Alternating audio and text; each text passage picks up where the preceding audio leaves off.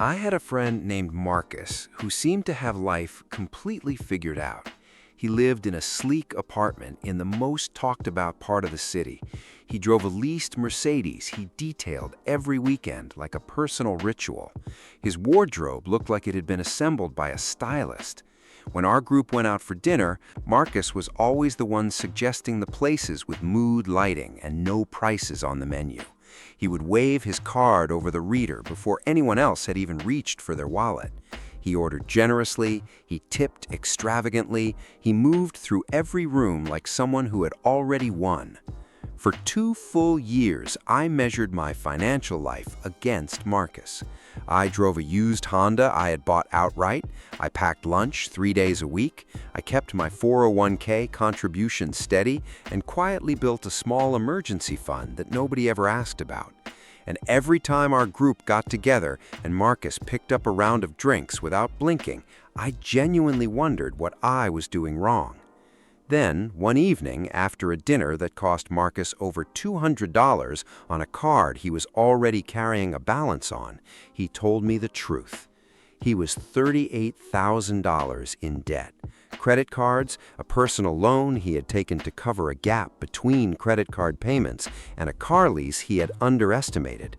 His savings account had been empty for almost 8 months.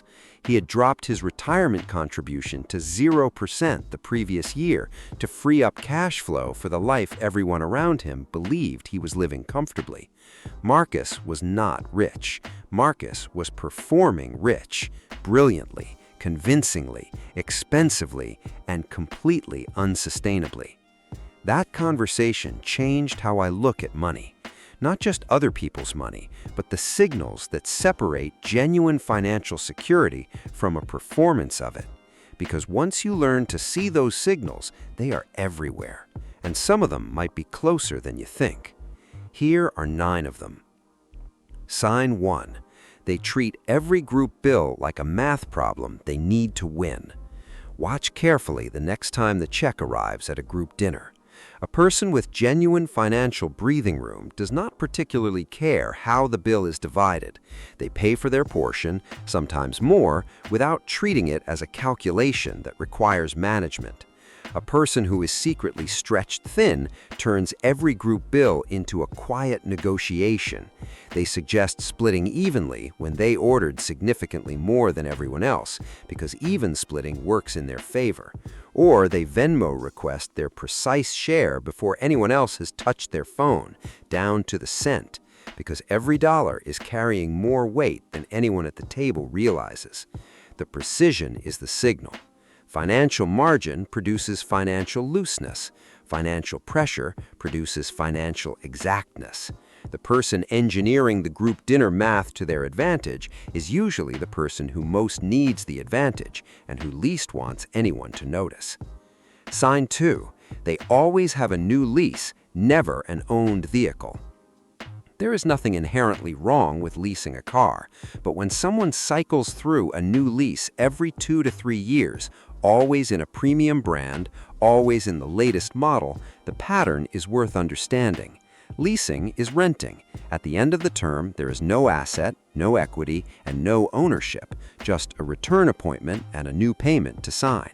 The monthly cost feels manageable because the manufacturer has spread the depreciation across a contract designed to feel affordable.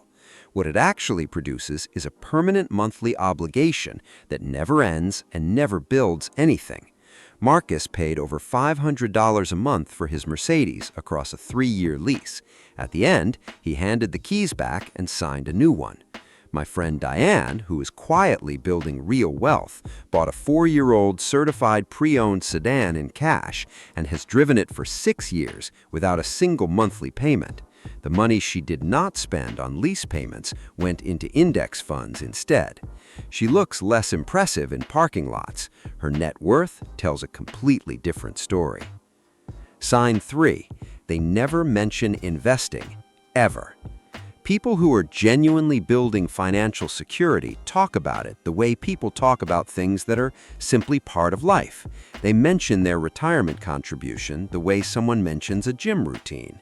They ask whether you've looked at your Roth IRA this year, the way someone asks if you've tried a new restaurant. The topic is normalized because the behavior is normalized. People performing financial success talk almost exclusively about what they are spending, the trip they're planning, the restaurant they just discovered, the item they just bought. The spending is public and detailed. The financial infrastructure, or its absence, is invisible. If you've known someone for years and they've never once mentioned a savings goal, a retirement account, a financial strategy, or financial target of any kind, that silence carries information. Combined with visible high spending, it's one of the most consistent signals on this entire list. The absence of the conversation is itself the data point. Sign 4. They finance things that should come from savings. When someone buys a couch on a 0% payment plan, they often frame it as financially clever. Why pay cash when you can spread it out interest-free? The framing sounds rational. The underlying reality is usually simpler. The cash is not available. A person with a healthy savings buffer who wants a $3,000 couch buys the couch, replenishes the savings over the following months, and moves on.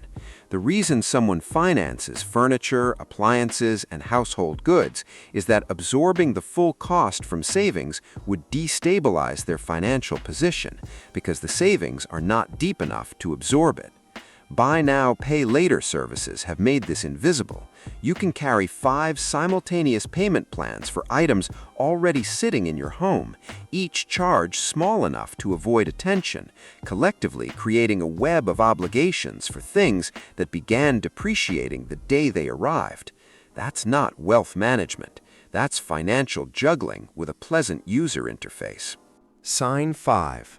They know every brand but cannot tell you their interest rate. This is one of the most reliable behavioral signals because it reveals where someone's genuine attention lives. A person building actual wealth knows their mortgage rate, their credit card APR, the expense ratio on their investment funds, and the difference between the tax treatment of their traditional and Roth accounts.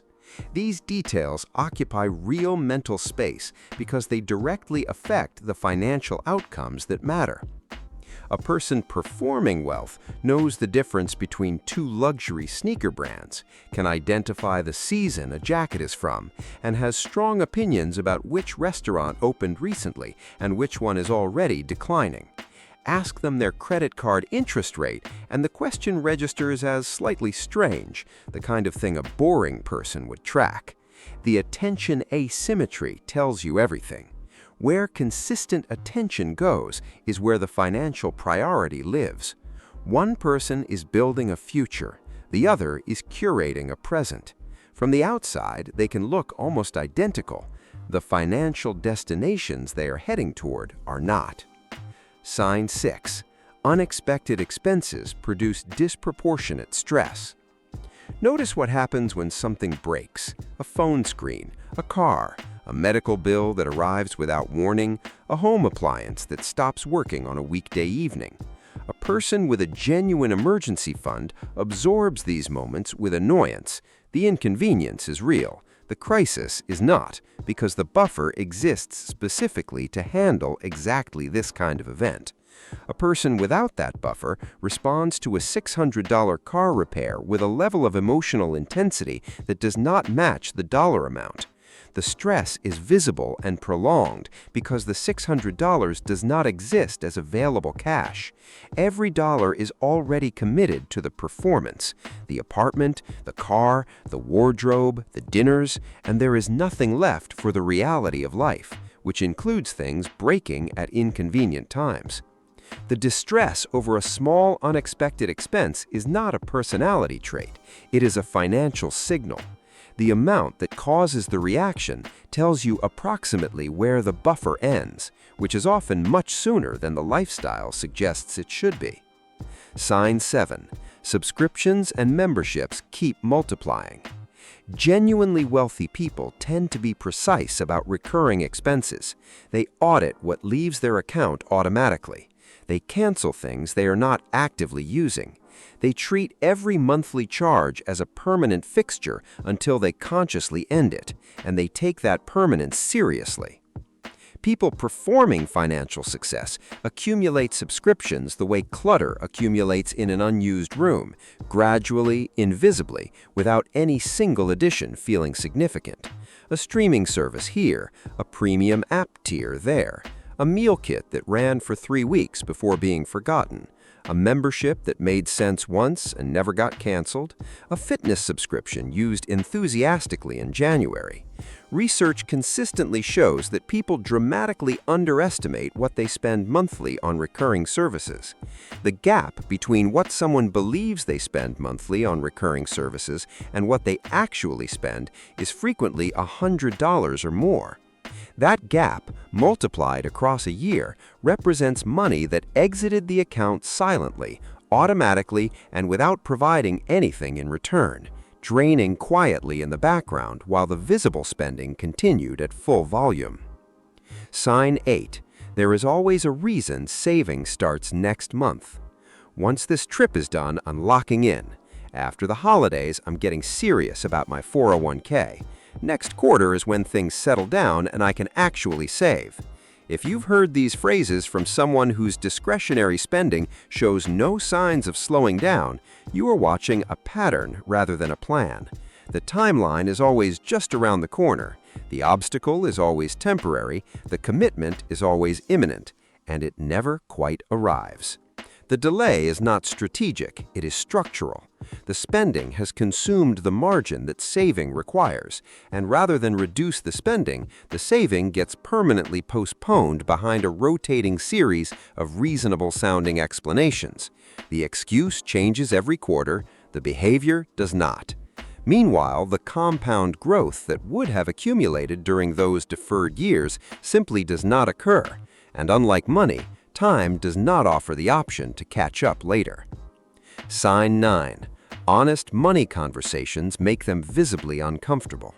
Not conversations about spending, conversations about financial mechanics, savings rates, retirement projections, emergency funds, investment returns, the practical, slightly boring infrastructure of building actual financial security. Watch what happens when these topics come up naturally in a group setting. A person with genuine financial health engages or asks questions. The topic is not threatening because the reality behind it is not something they need to protect. A person concealing a gap between appearance and reality deflects. They make a joke about not looking at their accounts. They redirect the conversation towards something lighter. They perform comfortable ignorance, as though not knowing is a casual choice rather than a protective one. The deflection is the confession. When someone consistently avoids honest financial conversation while maintaining a visibly expensive lifestyle, they are protecting the distance between what is visible and what is true. The joke about never checking their balance is the most honest statement they have made all evening. They are telling you directly, wrapped in a laugh, that they cannot afford to look. After Marcus told me the truth that night, I went home and looked at my own financial picture. The used Honda I had been slightly embarrassed about, the packed lunches, the retirement contribution nobody asked about, the emergency fund growing slowly in an account I rarely mentioned. By every measure that actually matters, savings rate, debt, financial resilience, and investment trajectory, I was in a dramatically stronger position than the person I had been quietly measuring against for 2 years.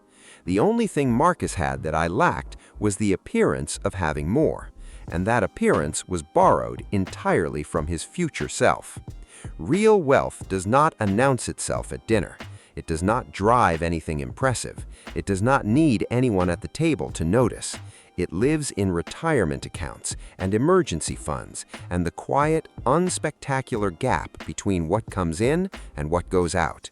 It is completely invisible from the outside, which is exactly why so many people spend their financial lives chasing a version of success that can be seen, while the version that actually lasts goes unbuilt. The 9 signs in this video are all expressions of the same underlying choice: organizing a financial life around what other people can observe rather than what compounds over time. Once you can see that pattern clearly in the people around you and honestly in yourself, the path forward becomes considerably simpler. Not easier, simpler. If this shifted how you think about money and the signals around it, share it with someone who needs to hear it. And if you want to go deeper into how wealth actually gets built, the psychology, the habits, the quiet decisions that determine everything, stick around. That's exactly what this channel is for.